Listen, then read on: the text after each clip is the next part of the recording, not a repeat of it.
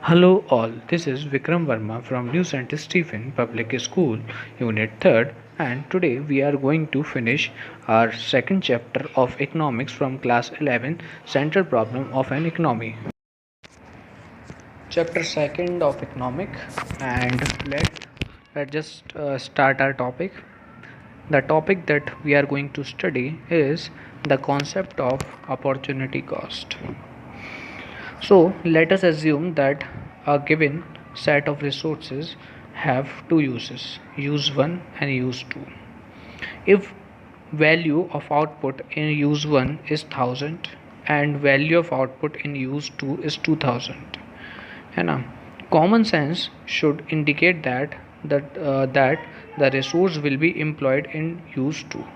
Given this situation, opportunity cost may be defined as loss in output in use 1, that is 1000, when the resource are employed not in use 1 but in use 2. In other words, opportunity cost refers to the value of factor in its next best alternative use, that is 1000 in one illustration. So opportunity cost क्या है, ठीक है। Opportunity cost को समझने के लिए कि ये एग्जाम्पल जो मैंने अभी आपको बताया इसको समझते हैं, ठीक है।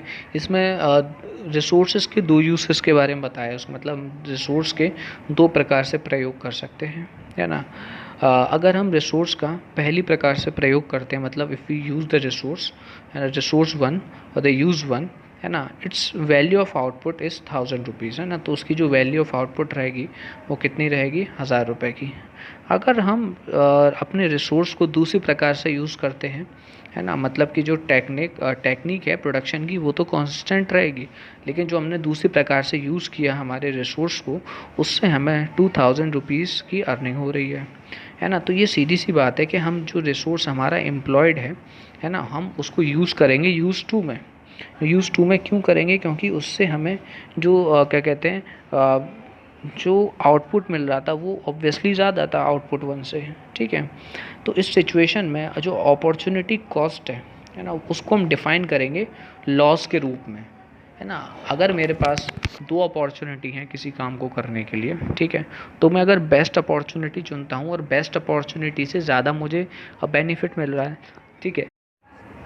सो अगर आपसे एक लाइन में पूछा जाए कि अपॉर्चुनिटी कॉस्ट क्या है, तो आप ये बता सकते हैं कि opportunity cost refers to value of a factor in its next best alternative, है ना। तो सेकंड बेस्ट हम यहाँ पर कह सकते हैं कि अपॉर्चुनिटी कॉस्ट है। तो इस एग्जाम्पल में जो हमने अपने रिसोर्स यूज़ करे थे, तो उन रिसोर्सेज को यूज़ करने से क्या हो रहा था कि हमने जो सेकंड अपॉर्चुनिटी थी उसको छोड़ा था, है ना। फर्स्ट अपॉर्चुनिटी को गेन किया था, फर्स्ट अपॉर्चुनिटी को गेन करने से हमें 2000 रुपीज़ का वैल्यू ऑफ आउटपुट मिल रहा था, और जो फर्स्ट अपॉर्चुनिटी थी उससे 1000 रुपीज़ का आउटपुट मिल रहा था।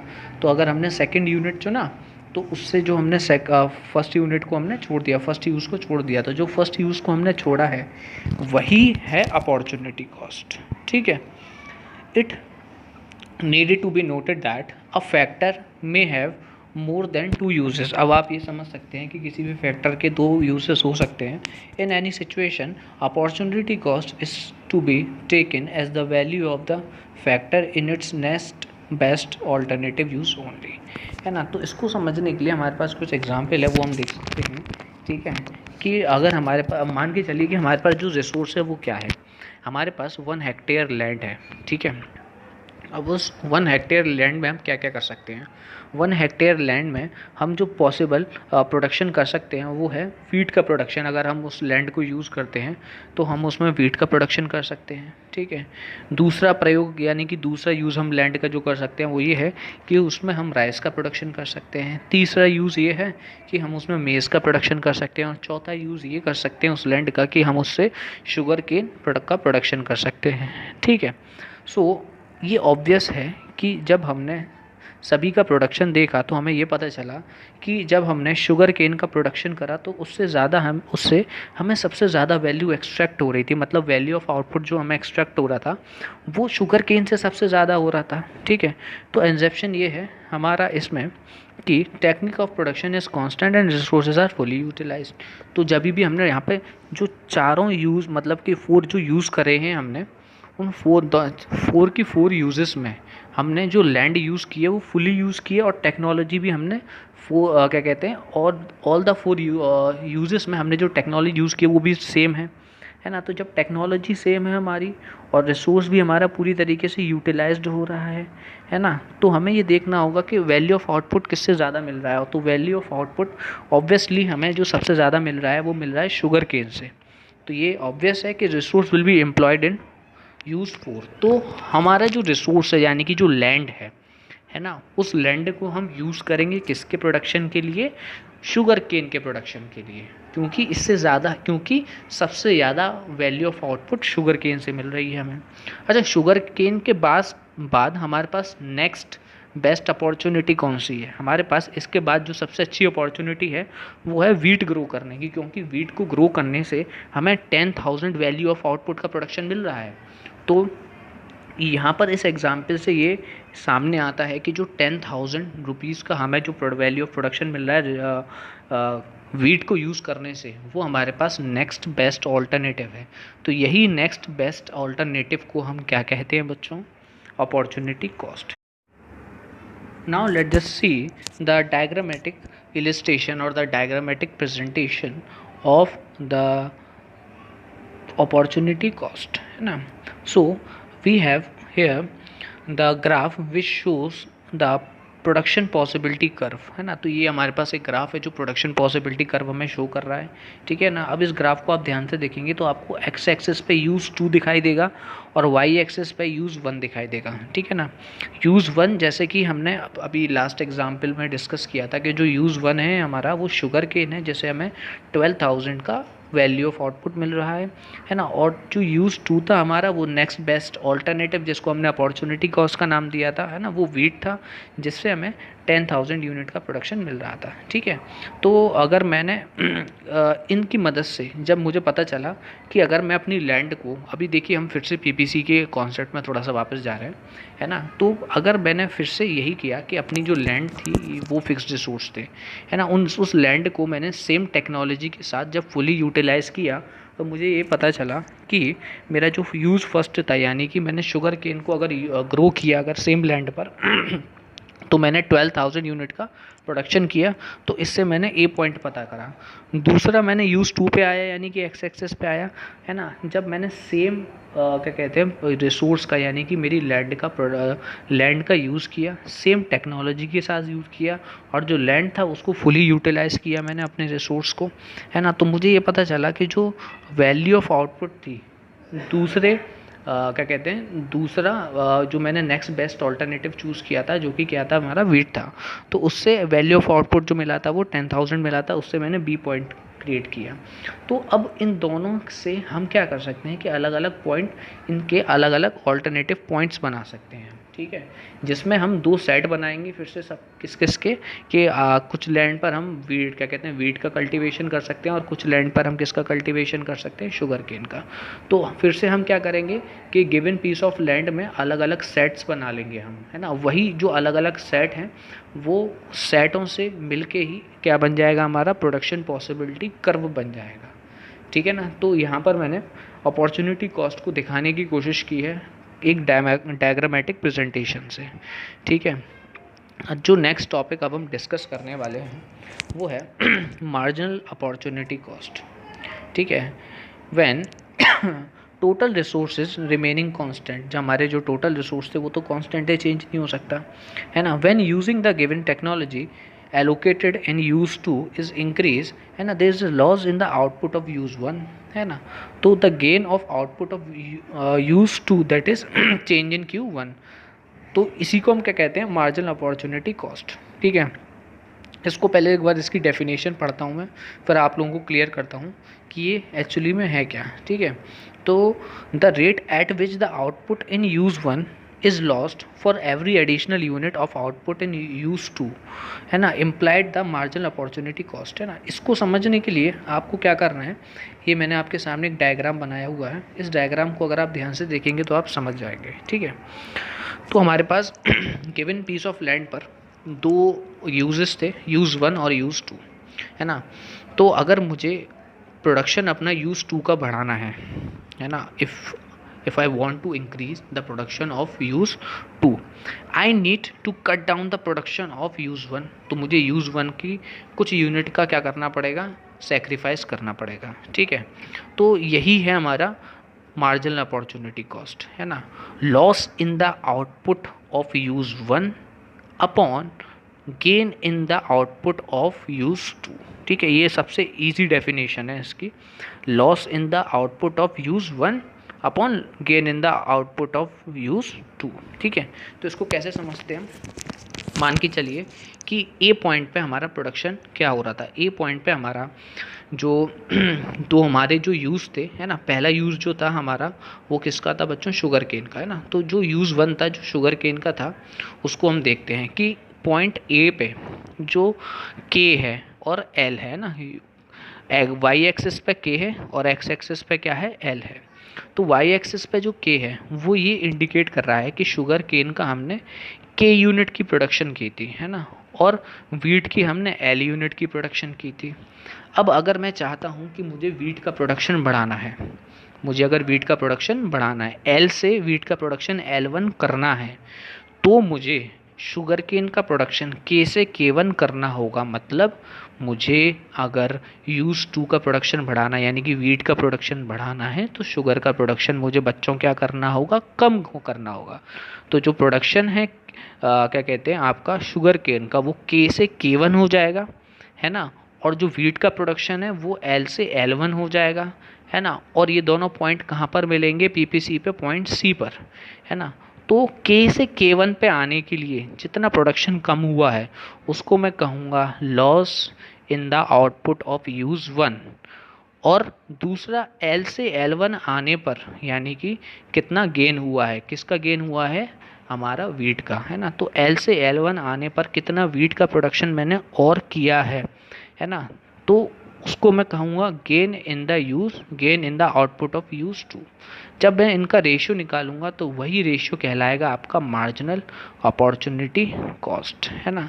तो उसको आप इजीली समझ सकते हैं, A B upon B C, ठीक है ना, A B upon B C. आप ग्राफ में देख सकते हैं कि ए बी को मेजर किया गया है K2 K1, और जो आपका बी सी है उसको मेजर किया गया है एल से लेके L1 तक, ठीक है।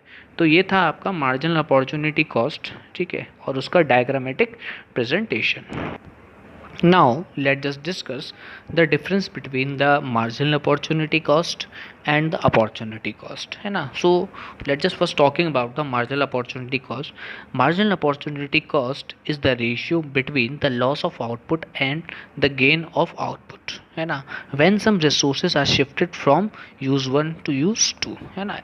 If you recall your memory, आपको याद आ जाएगा, अभी मैंने थोड़ी देर पहले ही बताया है कि एमओसी मतलब मार्जिनल अपॉर्चुनिटी कॉस्ट, है ना। इसका फॉर्मूला क्या होता है, loss in the output of use one upon gain in the output use to.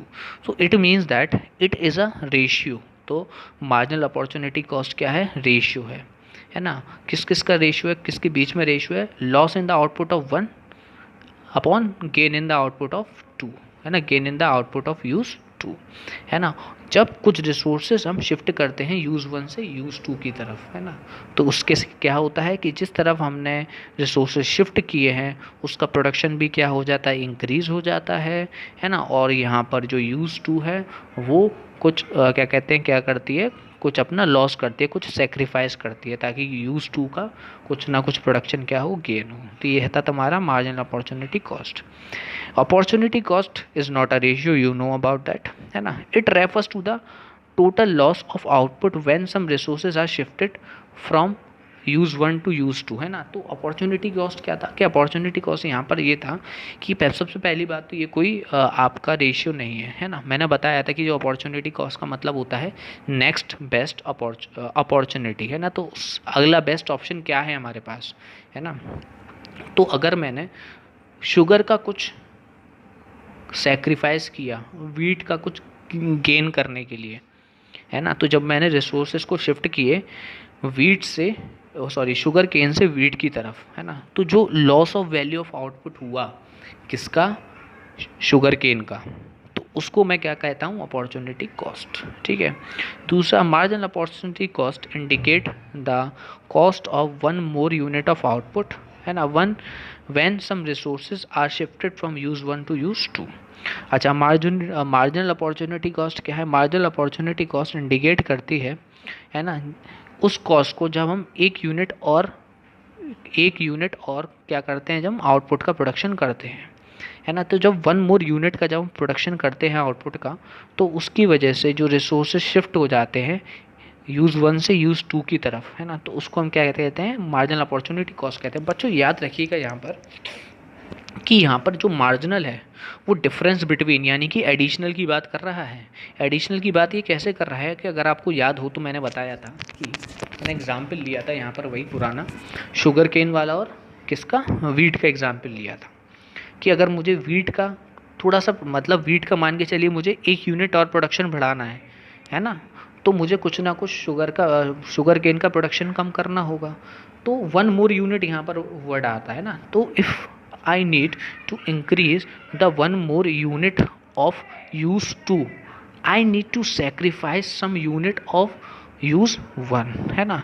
तो अगर मुझे किसी एक क्या कहते हैं, एक ऑल्टरनेटिव का यानी कि एक यूज़ का, एक रिसोर्स, एक यूज़ का अगर मुझे बढ़ाना है, अगर कुछ ना कुछ यूनिट अगर बढ़ाना है एक यूज़ का, तो मुझे दूसरे यूज़ का कुछ ना कुछ रिसोर्स क्या करना होगा, कम करना होगा, शिफ्ट करना होगा, है ना। तो उसी को हम क्या कहते हैं, मार्जिनल अपॉर्चुनिटी कॉस्ट कहते हैं। दूसरी तरफ जो अपॉर्चुनिटी कॉस्ट है वो इंडिकेट करती है उस कॉस्ट को, है ना, of all the unit produced when some resources are shifted from use one to use two, है ना। जब यूज वन से यूज टू की तरफ जब रिसोर्स शिफ्ट होते हैं, तो जो सारी यूनिट का प्रोडक्शन होता है, उस सारी यूनिट की प्रोडक्शन के कॉस्ट को मैं क्या कहता हूँ, अपॉर्चुनिटी कॉस्ट, है ना। तो ये था difference between the marginal opportunity cost and the opportunity cost. So let's just see one example to understand this concept more clear. Let's just see this example. An economy produced two goods, wheat and clothes. The following table summarize its production possibility. Calculate the marginal opportunity cost of producing more cloth in place of wheat at various combination. What does it indicate?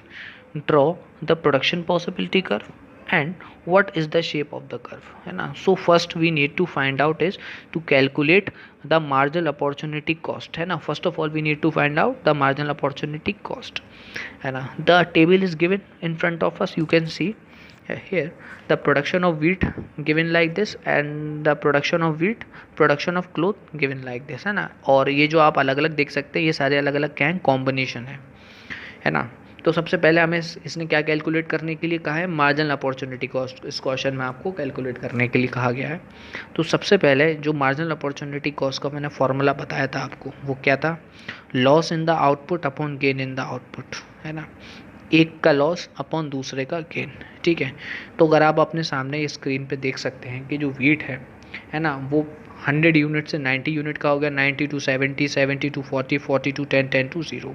और जो cloth था वो 20 unit to 25 unit, 25 to 50 unit, 50 unit to 75 unit, 75 unit to 85, 87, ये increase हो रहा है. ठीक है. तो यहाँ पर मैं सबसे पहले यहाँ पर बात करूँगा कि पहली यूनिट क्या है. पहली यूनिट में गेन कितना हो रहा है, लॉस कितना हो रहा है. गेन हो रहा है आपका 25 यूनिट का और लॉस हो रहा है आपका कितनी यूनिट का, 10 यूनिट का. तो 10 अपॉन 25, लॉस कितना है आपका 10 यूनिट का और गेन कितना है आपका 25 यूनिट का, यानी कि आपका मार्जिनल अपॉर्चुनिटी कॉस्ट कितनी हुई, 0.4. ठीक है.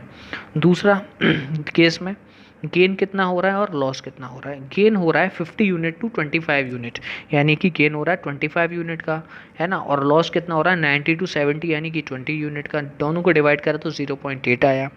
नेक्स्ट ऐसे ही हम आगे करते जाएंगे, है ना. लॉस कितने यूनिट का हो रहा है 70 टू 40, यानी 30 यूनिट का. और गेन कितना हो रहा है 50 टू 75, यानी कि 25 यूनिट का. तो 30 अपॉन 25 दैट इज 1.2, है ना. Next one 40 to 10 that is a drop in the value of 30 units and gain 70 to 75 to 85 that is 10 unit. So 30 upon 10 that is 3.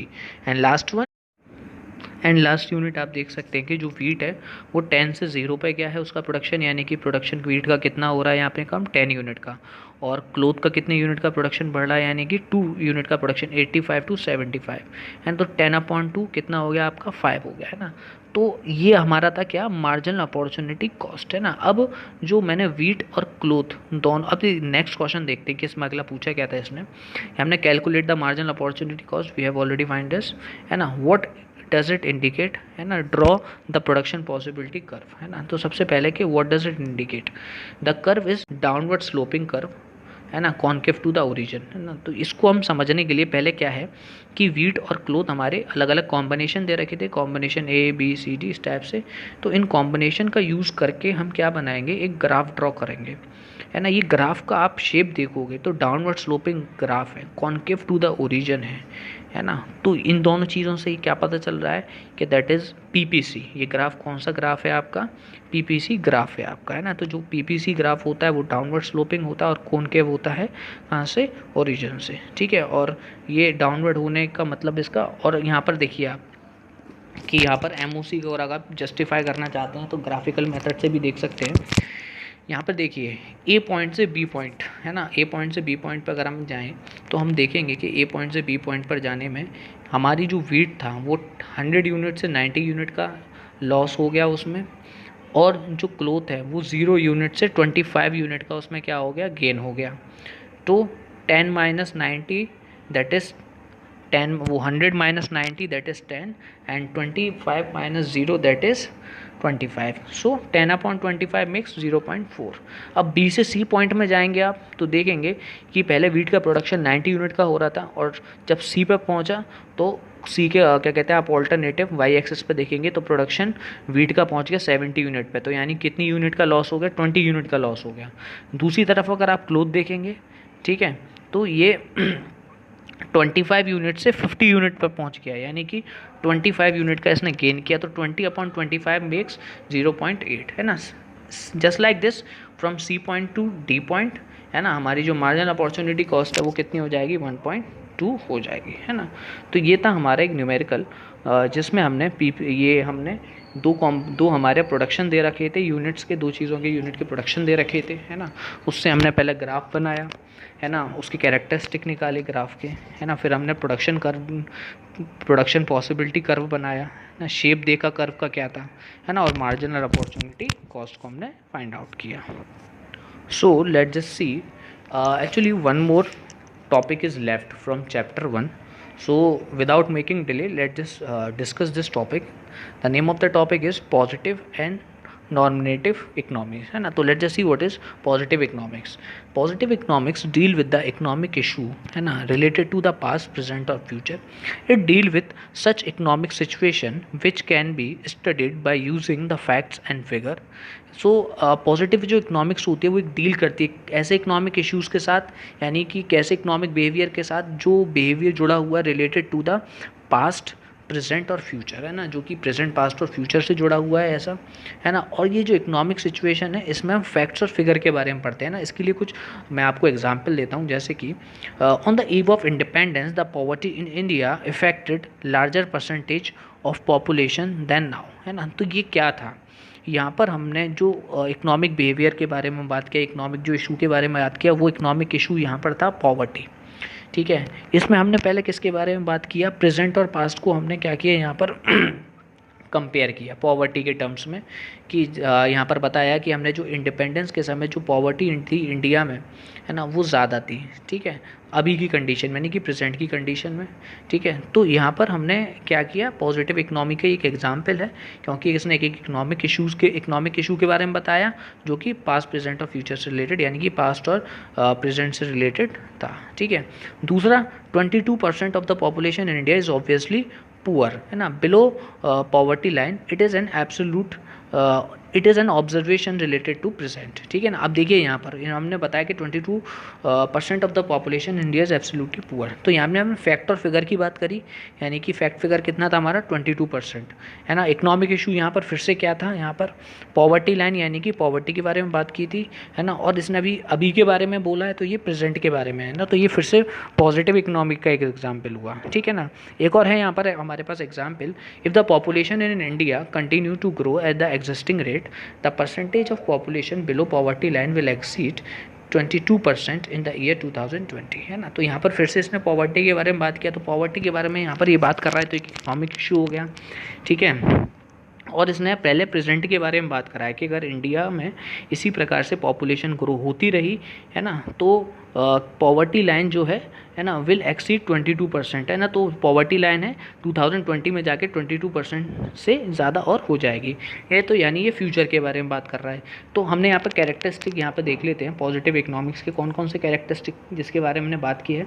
सबसे पहले तो प्रेजेंट पास्ट फ्यूचर के बारे में इसने बात की है, दूसरा फैक्ट्स और फिगर के बारे में बात किया, और तीसरा कोई ना कोई इकोनॉमिक इशू के बारे में बात किया। तो ये 3 कैरेक्टरिस्टिक हैं आपके पॉजिटिव इकोनॉमी के, है ना। तो अब कैरेक्टरिस्टिक थोड़ा सा और डिटेल में देख लेते हैं, है ना। कैरेक्टरिस्टिक ऑफ पॉजिटिव स्टेटमेंट, है ना। These statements highlight the nature and the extent of the economic problem or analyze the economic behavior of the people related to the present, past और future। ये जो स्टेटमेंट होते हैं ये statement nature दर्शाते हैं किसका, इकोनॉमिक प्रॉब्लम का, है ना। और एनालाइज करते हैं इकोनॉमिक बिहेवियर लोगों का प्रेजेंट, पास्ट और फ्यूचर से रिलेटेड, है ना। These statement are based on the facts and figure related to the present, past और फ्यूचर। ये जो स्टेटमेंट होते हैं पॉजिटिव इकोनॉमिक के, है ना, ये प्रेजेंट, पास्ट और फ्यूचर से रिलेटेड होते हैं। These statements are verifiable for truth, है ना। इन स्टेटमेंट को हम वेरीफाई कर सकते हैं, है ना। दीज आर ऑलवेज ट्रुथ, है ना। अगला है these statement do not reflect any value judgement और ओपिनियन टू द इकोनॉमिस्ट, है ना। अब देखिए यहाँ पर ये है कि पॉजिटिव इकोनॉमी में जब भी बात करेंगे ना, तो कभी भी अपना जजमेंट या ओपिनियन नहीं देंगे हम। इसमें हमेशा क्या बताएंगे, फैक्ट्स और फिगर बताएंगे जो कि वेरीफाइड हों, है ना। We will always talk about the facts and figure which can be verified, है ना।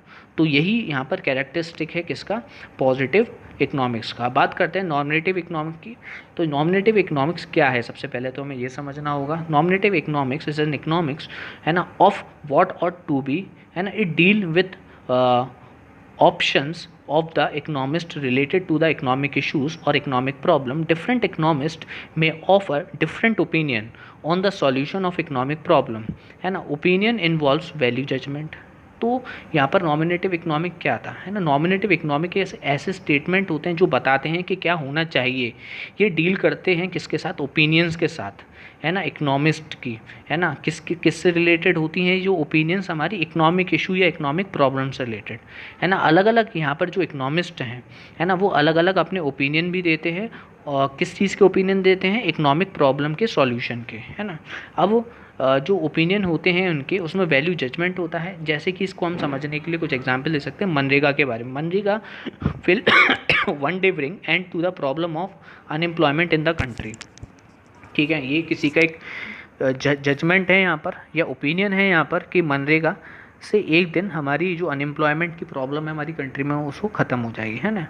दूसरा यहाँ पर फिर एग्जांपल है मनरेगा के बारे में। MNREGA is just a program of financial aid to the unemployment people in rural area and beneficiary of MNREGA will remain as unproductive worker. तो जो मनरेगा है वो एक ऐसा प्रोग्राम है जो फाइनेंशियल हेल्प प्रोवाइड कराता है अनएम्प्लॉयड लोगों को रूरल एरिया में, और इसका बेनिफिट लेने की वजह से, मनरेगा का बेनिफिट लेने की वजह से वो वर्कर कैसे रहते हैं, हमारे अनप्रोडक्टिव रहते हैं, है ना। वो इस क्या कहते हैं योजना का यूज़ करके, प्रोग्राम का यूज़ करके बेनिफिट लेना चाहते हैं ना, और वो कुछ काम नहीं करना चाहते, है ना। तो ये एक क्या था, ये फैक्ट्स और फिगर नहीं थे, ये ओपिनियन था कि अगर हमने इस प्रोग्राम को यूज़ करा तो इस प्रोग्राम से इसके ये कॉन्सिक्वेंस हो सकते। One more example of nominative economics is left. MNREGA uses taxpayer money and should therefore be stop, है ना। तो यहाँ पर फिर से देखिए कि इकोनॉमिक क्या कहते हैं एक ओपिनियन आया है यहाँ पर, है ना। एक वैल्यू फिर से वैल्यू जजमेंट दिया, है ना, उस प्रॉब्लम से क्या कहते हैं बचने के लिए, क्या था कि जो मनरेगा है, वो मनरेगा जो स्कीम है ना, ये प्रोग्राम जो है ये यूज़ करता है टैक्स पेयर की मनी, तो इसलिए इसको क्या होना चाहिए, स्टॉप्ड होना चाहिए, मतलब कि इसको रुकना चाहिए। ठीक है। अगला है मनरेगा, है ना, should not to be pursued unless it ensure asset creation in the economy, है ना। मनरेगा को हमें तब तक यूज़ नहीं करना चाहिए जब तक मनरेगा से हमारा कोई असेट क्रिएट नहीं होता, मतलब मनरेगा से जब तक हमारा कोई सॉलिड फ़ायदा नहीं होता इकोनॉमी का, तब तक हमें मनरेगा को यूज़ नहीं करना चाहिए, तब तक मनरेगा पे हमें पैसा यूज़ नहीं करना चाहिए इकोनॉमिक वेलफेयर, क्योंकि उससे हमारा नहीं है ना। तो ये एक वैल्यू जजमेंट थे, है ना, ये वेरीफेबल, इसको हम वेरीफाइड नहीं कर सकते ट्रुथ के लिए, है ना, इसमें कोई फैक्ट्स और फिगर नहीं है। तो आइए देखिए, अब इसके हम कैरेक्टरिस्टिक्स कुछ देख लेते हैं। ये जो जजमेंट, ये जो स्टेटमेंट होते हैं ना, इसमें वैल्यू जजमेंट होता है, मतलब कुछ ना कुछ ये जजमेंट देते हैं, है ना। इसमें कंट्रोवर्सीज या डिबेट्स हो सकते हैं इन टॉपिक्स पर, है ना। इसमें क्या कहते हैं, ओपिनियंस होते हैं, इसमें क्या कहते हैं, ट्रुथ वेरीफाइड नहीं कर सकते आप। ये जो स्टेटमेंट है ये हमें बताते हैं कि क्या होना चाहिए, मतलब they will give us a solution of the economic problem, है ना। So this is the positive and a normative economics.